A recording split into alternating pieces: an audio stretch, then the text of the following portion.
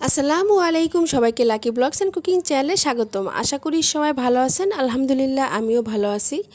আরেকটি নতুন দিনে নতুন আরেকটি ভিডিও নিয়ে চলে এসেছি। তো আজকে আমি টমেটোর টক রান্না আপনাদের সাথে শেয়ার করব। তো এখানে আমি টমেটো নিয়েছি। এখন কিছু টমেটো কেটে নিব। সবগুলো টমেটো কাটবো না। তো টমেটোগুলো ভালো করে পানি দিয়ে ধুয়ে এভাবে চিকন করে কেটে নিয়েছি, এতে করে তাড়াতাড়ি সিদ্ধ হবে। আর টমেটোর যে সবুজ শক্ত অংশটা আছে সেটা কেটে ফেলে দিয়েছি। এখন রান্নায় চলে যাব। তো প্রথমেই আমি টমেটোর মধ্যে পরিমাণ মতো পানি ও স্বাদ মতো লবণ দিয়ে কিছুক্ষণ সিদ্ধ করে নিব। আর এই বাটির 2 বাটি পানি দিব। আমার ভিডিওটা যদি আপনাদের ভালো লেগে থাকে তাহলে লাইক, কমেন্ট, শেয়ার করে দিবেন। আর অবশ্যই সাবস্ক্রাইব করবেন।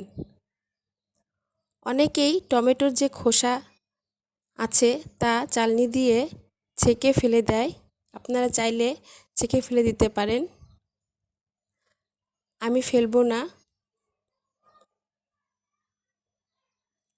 এখন পরিমাণ মতো হলুদের গুঁড়া ও কেটে রাখা পেঁয়াজ এবং কাঁচামরিচ দিয়ে আর কিছুক্ষণ সিদ্ধ করে নিব।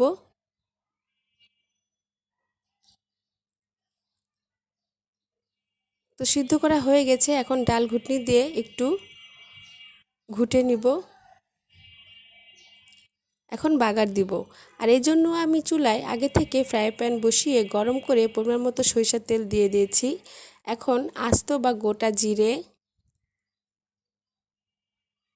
শুকনা মরিচ, একটি শুকনা মরিচ মাঝখান থেকে এভাবে কেটে দিয়েছি এবং লম্বা করে কেটে রাখা পেঁয়াজ ও রসুন দিয়ে দিলাম। এখন এগুলো একটু ব্রাউন কালার করে নিব। তো ব্রাউন কালার হয়ে গেছে। এখন টমেটোর মধ্যে দিয়ে দিব। তো টমেটোর টক হয়ে গেছে, এখন নামিয়ে ফেলবো। আর টমেটোর টক পাতলা হলে ভালো হয়। তো তৈরি হয়ে গেল টমেটোর টক রান্না।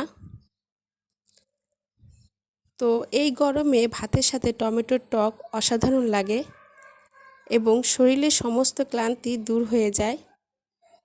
তো এভাবে আপনারা বাসায় রান্না করে খেয়ে দেখবেন। নতুন নতুন ভিডিও দেখতে আমার চ্যানেলের সাথে থাকবেন। ভিডিওর নিচে বেল আইকনে ক্লিক করবেন যাতে নতুন কোনো ভিডিও ছাড়লে আপনাদের মোবাইলে নোটিফিকেশন চলে যায়। সবাই ভালো থাকবেন।